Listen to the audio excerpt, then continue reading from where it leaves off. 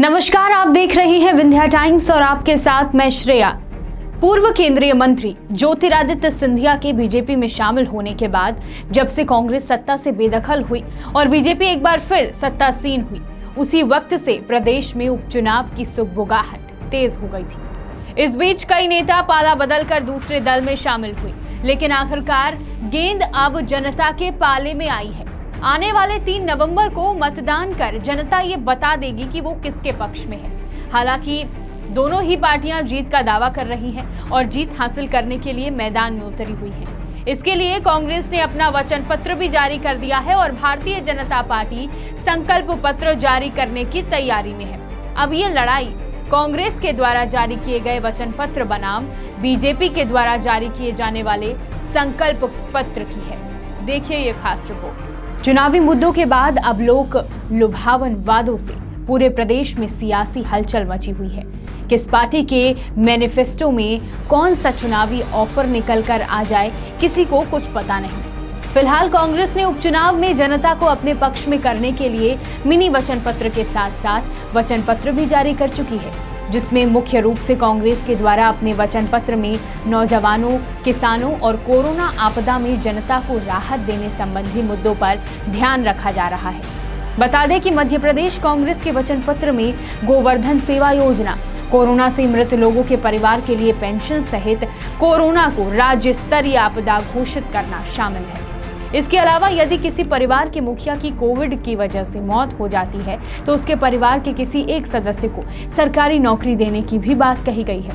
इसके अलावा भी कई वादे कांग्रेस के द्वारा जारी मैनिफेस्टो में किया जा रहा है। कांग्रेस के द्वारा जारी किए गए वचन पत्रों को खुद सीएम शिवराज ने कपट पत्र बताया था और जमकर निशाना भी साधा था। भारतीय जनता पार्टी का भी पूरा ध्यान उपचुनाव में जनता का समर्थन प्राप्त कर सरकार में बने रहने का है, जिसके लिए बीजेपी ताबड़तोड़ चुनावी रैलियां और प्रचार कर रही है। बीजेपी भी अपना संकल्प पत्र जारी कर रही है। मध्य प्रदेश में चुनाव प्रचार थमने में 4 दिन बाकी है। ऐसे में 28 अक्टूबर को 28 विधानसभा क्षेत्रों में भाजपा संकल्प पत्र जारी कर रही है।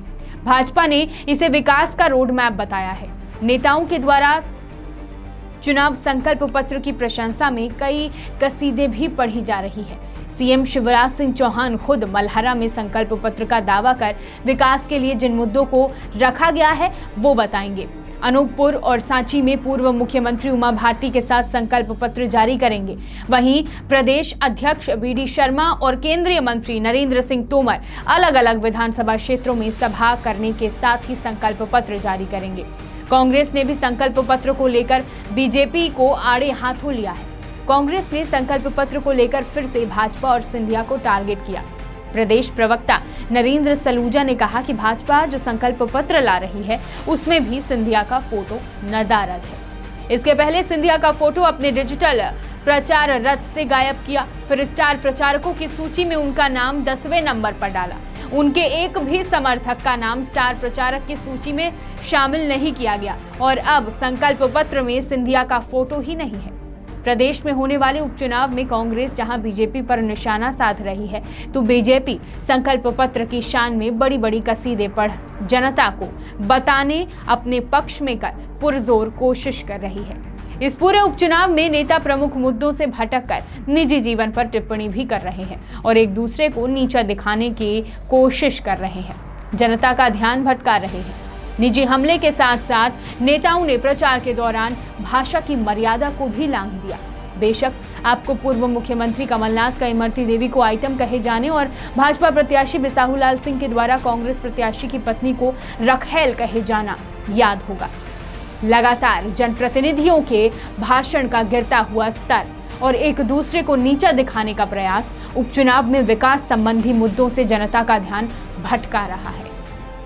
फिलहाल देखना होगा कि भारतीय जनता पार्टी अपने संकल्प पत्र में जनता को लेकर क्या कुछ खास लेकर आने वाली है। उपचुनाव की तारीख नजदीक है। आगामी 3 नवंबर को प्रदेश के 28 सीटों पर उपचुनाव होने हैं।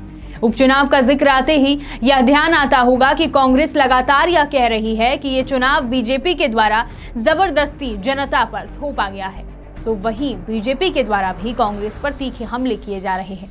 कांग्रेस के 15 महीने के शासनकाल को लेकर सवालात किए जा रहे हैं। दोनों ही प्रमुख पार्टियां अपना वचन और संकल्प पत्र लेकर जनता के बीच जा रही हैं। अब देखना होगा कि जनता होने वाले उपचुनाव में किन मुद्दों पर वोट करती है और किस प्रमुख दल के नेता को जिताकर सत्ता का ताज पहनाती है। बहुत बहुत धन्यवाद।